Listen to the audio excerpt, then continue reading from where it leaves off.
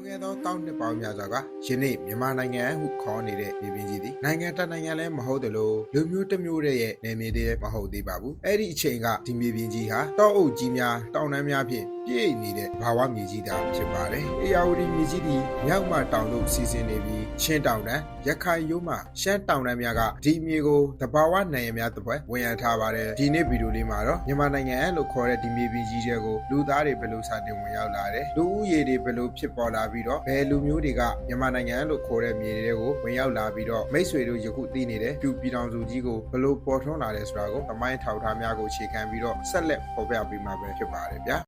အားလုံးပဲမင်္ဂလာပါကျွန်တော်ကတော့ Empire Trip တွေက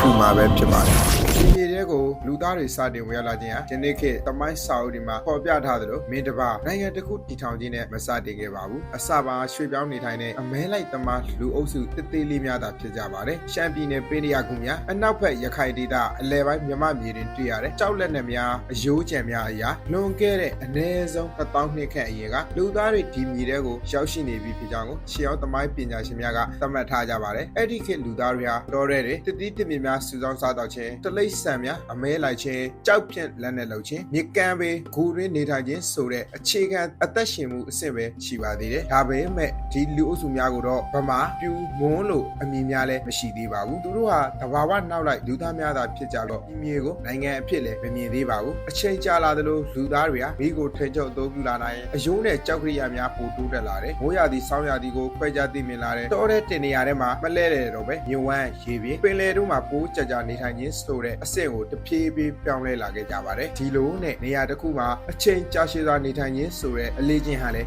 းပေါ်ပေါက်လာခဲ့ပါတယ်ဒါဟာနောက်လာမဲ့ရွာမျိုးပြည်ထောင်စုဆိုတဲ့အဆင့်အားလုံးရဲ့ပထမဆုံးအစပြုချက်ဖြစ်လာခဲ့ပါတယ်။ကြောက်ကိအဆောင်ဝိုင်းကိုဖျက်ကျော်ပြီးတဲ့နောက်လူသားတွေကလည်းတဘာဝကိုလိုက်စားရုံမှာတဘာဝကိုထိန်းချုပ်အသုံးချနိုင်တဲ့အဆင့်ကိုတက်လှမ်းလာခဲ့ကြပါတယ်။ဒီပြောင်းလဲမှုကြီးကိုတော့သမိုင်းပညာရှင်တွေကတက်ခဲတုတ်ဝင်ရောက်လာခြင်းလို့ခေါ်ဆိုကြပါတယ်။မြမမြေထဲမှာတော့ဒီပြောင်းလဲမှုဟာခံမအားဖြင့်တော့ခရစ်တော်မပေါ်မီ1000နှစ်ဝန်းကျင်ကစပြီးတဖြည်းဖြည်းပေါ်ထွန်းလာခဲ့တယ်လို့ရှေးအောင်သမိုင်းအထောက်အထားတွေကပြသနေပါတယ်။နေမြေမျိုးမျိုးမှာတွေ့ရခဲ့တဲ့တန်ထားဟောင်းများတက်လှမ်းတဲ့ဖျားများကြီးလက်ကောက်ကြီးခေါင်လောင်များမိဖို့ကြံများရမြမမီဟာတောင်တရုတ်ဒေသယူနန်ဒေသအင်ဒိုချိုင်းနာဒေသတွေနဲ့နီးပညာအဆက်အသွယ်ရှိနေပြီဖြစ်ကြောင်းကိုလည်းသိနိုင်ပါတယ်ဒီခေတ်ကိုရောက်လာတဲ့အခါမှာတော့လူသားတွေရဲ့ဘောဟာအလုံးစုံပြောင်းလဲသွားကြပါတယ်တန်ကိရိယာများကြောင့်တက်တော်များကိုပုံမချစ်ထွင်နိုင်လာခဲ့တဲ့မြေပြင်ကိုလေယာအဖြစ်ပြောင်းလဲနိုင်လာတဲ့စိုက်ပျိုးရေးပုံမတည်ငြိမ်လာမှုကြောင့်အစားအစာတွေပူရှမ်းလာတယ်လူဦးရေတိုးပွားလာမှုကြောင့်လူအုပ်ကြီးတွေကြီးထွားမှုတွေပုံမမြန်ဆန်လာခဲ့တယ်အဲ့ဒီအချိန်ကနေတောထဲမှာလှည့်လည်နေထိုင်တဲ့လူသားကနေတနေရာထဲမှာရက်တည်နေထိုင်တဲ့လူအဖွဲ့အစည်းဆိုပြီးဖြစ်လာခဲ့ပါတယ်ဒီလိုနဲ့မြဝန်းတွေမှာအထူးသဖြင့် AR မြဝန်းတွေမှာလူစုကြီးများ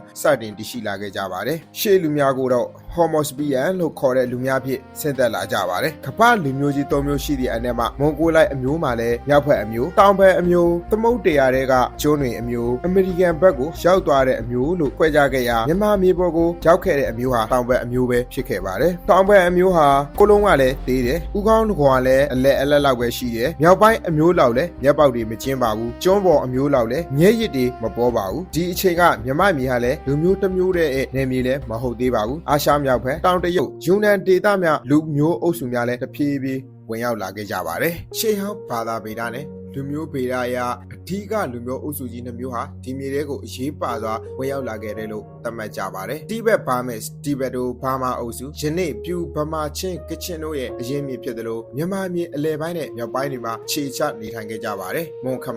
ခမအုပ်စုယနေ့မွန်လူမျိုးတို့ရဲ့အရင်းမြစ်ပဲဖြစ်ပါတယ်အင်ဒိုချိုင်းနာဒေသမှာအနောက်ဘက်သို့ဆက်သွယ်လာပြီးတော့မြမမြေအောက်ပိုင်းပင်လိုကန်ယိုဒန်ဒေသတွေမှာများစွာနေထိုင်ခဲ့ကြပါတယ်ဒီအုပ်စုတွေဟာတခါတည်းနဲ့လူအများကြီးဝင်လာပြီးတော့နိုင်ငံတည်ခဲ့တာမဟုတ်ပါဘူးရာစုနှစ်များစွာကြာအောင်တစုဝင်တစုနေရာချနောက်တစုထပ်ဝင်အချို့ကပေါင်းစည်းကြအချို့ကရှင်ပြန်ကြစသည့်လုပ်ငန်းစဉ်ကြီးကိုလည်းဖျက်ဆီးလာခဲ့ကြရပါတယ်ဒီလိုနဲ့မြမမြေဟာလူမျိုးစုံပေါင်းစည်းရမြေပြင်ဖြစ်တဖြည်းဖြည်းပုံသွင်းလာခဲ့ပါတယ်။တက်ခေတ်သို့ဝင်လာပြီးတဲ့နောက်လူသားတွေကလည်းတက်တော်တို့ပုံမချဲထွေလာနိုင်ကြတယ်။မြေပြင်ကိုလည်းစိုက်ပျိုးနိုင်လာကြတယ်။ဒီကနေလူတွေကတောထဲမှာလှည့်လည်နေထိုင်တဲ့သူတွေမဟုတ်တော့ပဲနေရာတစ်ခုမှာအမြဲနေထိုင်သူဖြစ်လာကြပါတယ်။အစာပိုင်းမှာတော့မိသားစုအနေငယ်မျိုးအုပ်စုတို့ကမြေကမ်းဘက်ချောင်းဝမြေဩဇာကောင်းတဲ့နေရာတွေမှာရွာအသေးလေးတွေကိုစတင်တည်ထောင်လာကြပါတယ်။အေယာဝတီမြို့ဝမ်းချင်းရင်းမြို့ဝမ်းစကိုင်းမြို့ဝမ်းတို့ဟာရေရှိတဲ့အတွက်ငါးရှိမယ်။မြေဩဇာကောင်းမယ်တက်တော်တွေရှိမယ်ဆိုတော့လူသားတို့အတွက်အသက်ရှင်နေတိုင်းဖို့အကောင်းဆုံး ဆုံးနေရာတွေဖြစ်လာခဲ့ကြပါတယ်။အဲ့ဒီရွာတွေထဲမှာတော့နှံစားပြောင်းစိုက်ပျိုးလာခဲ့ကြပါတယ်။တိရစ္ဆာန်တွေကိုစတင်မွေးမြူလာပြီးတော့တစ်တော်တွေကအရင်းမြစ်တွေကိုများစွာအသုံးချရလာကြတယ်။တန်ကြေးကိရိယာများကိုလည်းပြုလုပ်လာကြတယ်။အိုးအိမ်နဲ့မြေအိုးများကိုပါလုံနိုင်လာကြတယ်။အစအစာပိုရှန်လာတဲ့အခါလူအချို့ဟာစိုက်ပျိုးမှုမလုပ်တော့ဘဲနဲ့တန်ပန်းအိုးလုံးမှုလက်မှုလုပ်ငန်းနဲ့လဲလှယ်ကုန်သွယ်မှုစသည့်လုပ်ငန်းများကိုအထူးပြုလုပ်လာကြပါတယ်။ဒီလိုနဲ့ရွာတွေဟာ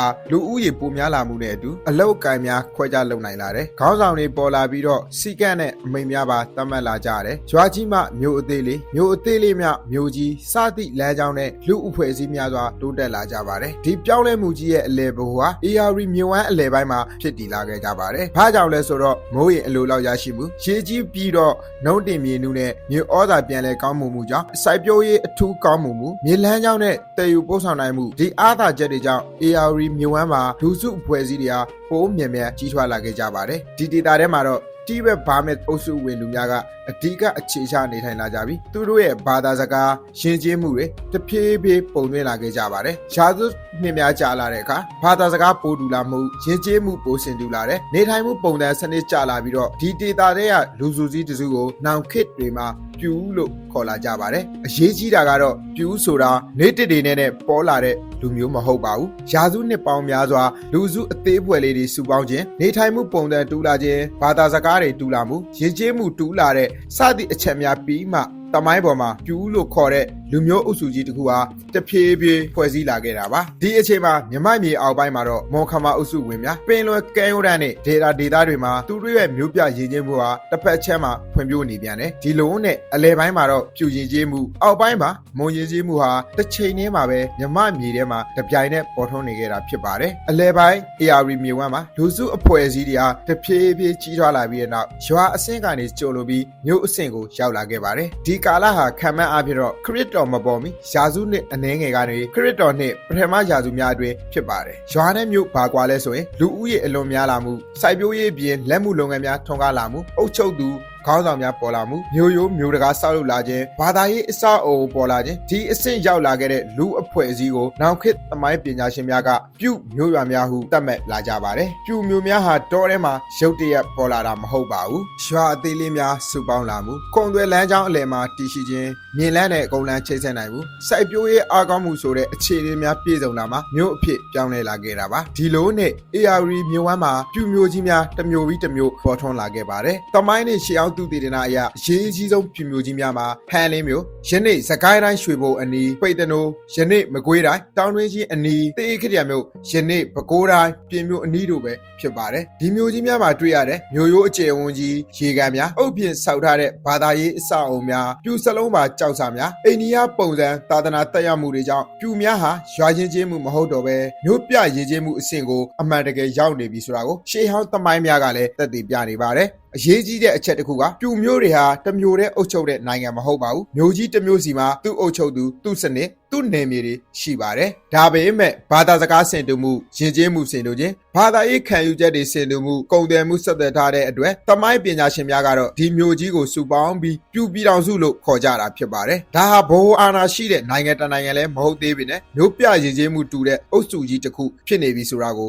ဆိုလိုနေပါတယ်ရှေးဟောင်းသူတွေနဲ့အထောက်ထားအရပြူမျိုးကြီးထဲမှာအရင်ဆုံးမျိုးအဆင့်ကိုရောက်ခဲ့တဲ့မျိုးကတော့ဟန်လင်းမျိုးဖြစ်နိုင်ဆုံးဟုသမိုင်းပညာရှင်များကယူဆကြပါတယ်ဟန်လင်းမျိုးဟာယနေ့စကိုင်းတိုင်းရွှေဘိုခရိုင်အနီးချင်းတွင်းမြင်ဝမ်းဘက်မှာတည်ရှိခဲ့ပါတယ်ဒီမျိုးမှာတွေ့ခဲ့ရတဲ့အကျဉ်းဝန်းကြီးမားတဲ့မျိုးရိုးများအုံနဲ့ဆောက်ထားတဲ့အဆောက်အုံအခြေခံများပြူစလုံးပါဝင်တဲ့ကြောက်စာများခြေတင်ကားများအိန္ဒိယယဉ်ကျေးမှုတက်ရောက်မှုရှိတဲ့ပစ္စည်းများတို့ကြောင့်ဟန်လင်းဟာခရစ်တော်မပေါ်မီဇာစုနှစ်များကလေးကမြို့ပြရည်ကျေးမှုအဆင့်ကိုရောက်ရှိပြီဖြစ်ကြောင်းကိုအတည်ပြုနိုင်ပါတယ်ဦးတန်းထွန်းတို့လိုသမိုင်းပညာရှင်များကဟန်လင်းမျိုးသည်ပြိုမျိုးများတဲ့တွင်အစောဆုံးဖွံ့ဖြိုးလာသောမျိုးဖြစ်နိုင်တယ်လို့တောင်ဆိုထားကြပါတယ်ဟန်လင်းမျိုးဟာချင်းရင်းမြေဝမ်းရဲ့စိုက်ပျိုးရေးအားကောင်းမှုအရှိပဲရှမ်းတောင်တန်းနဲ့အနောက်ဘက်ချင်းတောင်တန်းကြားကုန်းသွယ်လမ်းကြောင်းအလဲနေရာမြေလမ်းနဲ့ကုန်းလမ်းနှစ်မျိုးလုံးချိတ်ဆက်နိုင်မှုတို့ကြောင့်တဘာဝအပြင်ကုန်းသွယ်ရေးမျိုးဖြစ်လာခဲ့ပါတယ်ဒီမျိုးမှာပြူလူစိုးစုအဖွဲ့အစည်းဟာစိုက်ပျိုးရေးကိုအခြေခံမှုလက်မှုလုပ်ငန်းများထွန်းကားပြီ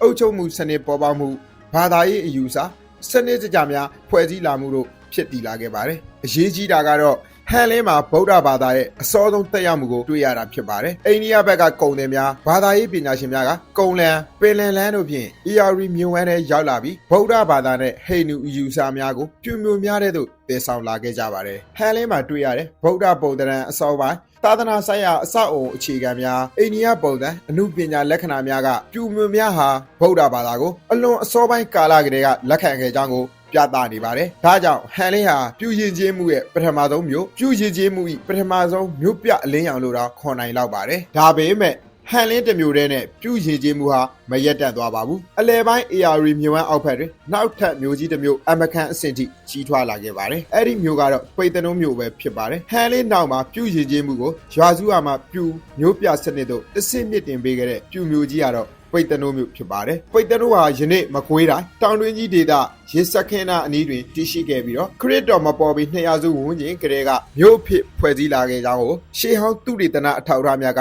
ပြသနေပါတယ်ဒီမျိုးမှာတွေ့ခဲ့ရတဲ့စနစ်တကျအုပ်နဲ့တိဆောက်ထားတဲ့မျိုးရိုးတောင်မြောက်အရှေ့နောက်ဒန်းတူကြီးများစီမံထားတဲ့လမ်းကွက်များအစောဆုံးဗုဒ္ဓဘာသာသာသနာဆိုင်ရာအဆောက်အအုံများပြုစလုံးမှာကြောက်စာအရေးအမှုများအိန္ဒိယပုံစံအမှုပညာလက္ခဏာများကြောင့်ပိတ်တနိုးကိုတော့မြန်မာပြည်မြေပေါ်ရှိအစောဆုံးစနစ်ပြည့်စုံတဲ့မြို့လိုတောင်ခေါ်ဆိုကြပါတယ်ဟန်လင်းကကုံသွယ်ရေးအခြေခံမျိုးဖြစ်တော့လဲပိတ်တနိုးကတော့အုပ်ချုပ်ရေးစနစ်တွေရှိပြီးတော့ဘာသာရေးအဖွဲ့အစည်းရှိပြီးမျိုးရိုးတဲ့ကာကွယ်ထားတဲ့တကယ့်နိုင်ငံပုံစံမျိုးအစောဆုံးစနစ်ပြည့်စုံတဲ့မျိုးလိုတောင်ခေါ်ဆိုကြပါတယ်ဟန်လင်းကကုံသွယ်ရေးအခြေခံမျိုးဖြစ်တော့လဲပိတ်တနိုးကတော့အုပ်ချုပ်ရေးစနစ်တွေရှိပြီးတော့ဘာသာရေးအဖွဲ့အစည်းရှိပြီးမျိုးရိုးတဲ့ကာကွယ်ထားတဲ့တကယ့်နိုင်ငံပုံစံမျိုးဖြစ်တည်လာခဲ့ပါတယ်ဒီနေရာမှာမင်းတစ်ပါးကိုထဲ့မပြောရင်မိတ်ဆွေတို့သဘောမကျမီကိုလည်းနားလည်ပါတယ်ဒါပေမဲ့ပြုခေတ်အစောပိုင်းမှာပိတ်တနိုးမျိုးကိုဘယ်မင်းကတီထောင်ခဲ့တယ်ဟုအမည်တိတိကျကျနဲ့သမိုင်းမှတ်တမ်းဖြင့်ကြံရစ်နေခြင်းများမရှိခဲ့ပါဘူး။ဘာကြောင့်လဲဆိုရင်ပြူများဟာ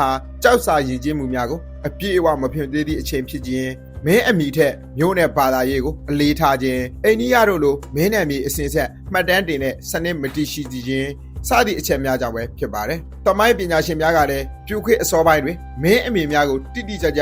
ချုပ်ဆိုနိုင်ရန်အထောက်အထားတွေမလုပ်သေးကြောင်းကိုရှင်းပြထားတာတွေလည်းရှိပါတယ်။ဒါပေမဲ့ပိတ်တနိုးမျိုးကိုအုပ်ချုပ်ရေးစနစ်ထူထောင်နိုင်အောင်မျိုးရိုးလမ်းကွယ်ဘာသာရေးဘိုးစနစ်တကျစီမံနိုင်အောင်အလုံသမားအင်အားများစူးစီးအသုတ်ချနိုင်အောင်လှုပ်ဆောင်နိုင်ခဲ့တဲ့အာဏာပိုင်အဖွဲ့အစည်းသို့မဟုတ်အစောပိုင်းပြူမင်းတော်များရှိခဲ့ဒီမှာလဲတန်တရားရှိဝယ်မဟုတ်ပါအမည်မကြံပင်နဲ့အလုတ်လုံနိုင်စွမ်းကတော့မင်းတစ်ပါးတဲ့မနှဲပါဘူးပိတ်တနိုးဟာဗုဒ္ဓဘာသာကိုမျိုးတော်ဘာသာဖြစ်လက်ခံလာတဲ့ပထမဆုံးမျိုးပြူမျိုးသာသနာကိုမျိုးအလယ်ဘိုးတွေတည်စေတဲ့ပထမဆုံးမျိုးဘာသာရေးနဲ့အုပ်ချုပ်ရေးလူနေမှုဆိုတဲ့ပုံစံကိုအကောင်းဆုံးအကောင့်ထဲပေါ်နိုင်တဲ့ပထမဆုံးမျိုးပြမျိုးဖြစ်လာခဲ့ပါတယ်ဒါကြောင့်ပိတ်တနိုးဟာပြူများအတွက်နိုင်ငံစနစ်ရဲ့အစပြုအောင်လို့တောင်ခေါ်နိုင်ပါတယ်။ဒါပေမဲ့ပြူရည်ချင်းမှုရဲ့အမြင့်ဆုံးအလင်းရောင်ကဒီမှာတည်းမပြီးသေးပါဘူး။ AR မြစ်အောက်ပိုင်းတွင်မျိုးတော်ကြီးတစ်ခုပေါ်ထွန်းလာခဲ့ပြီးပြူရည်ချင်းမှုကိုအထိုးထိပ်ရောက်စေမဲ့မျိုးနောင်ခေတ်ဗမာနိုင်ငံတော်ရဲ့အခြေခံအုတ်မြစ်ဖြစ်လာမယ်။အမခန်းမျိုးကြီးသေခရစ်ယာမျိုးပဲဖြစ်ပါတယ်။ရှေးဟောင်းသူတည်တဲ့အရာသေခရစ်ယာဟာခရစ်တော်မပေါ်မီတိရာစုဝန်းကျင်ကအစပြုဖွဲ့စည်းလာပြီးတော့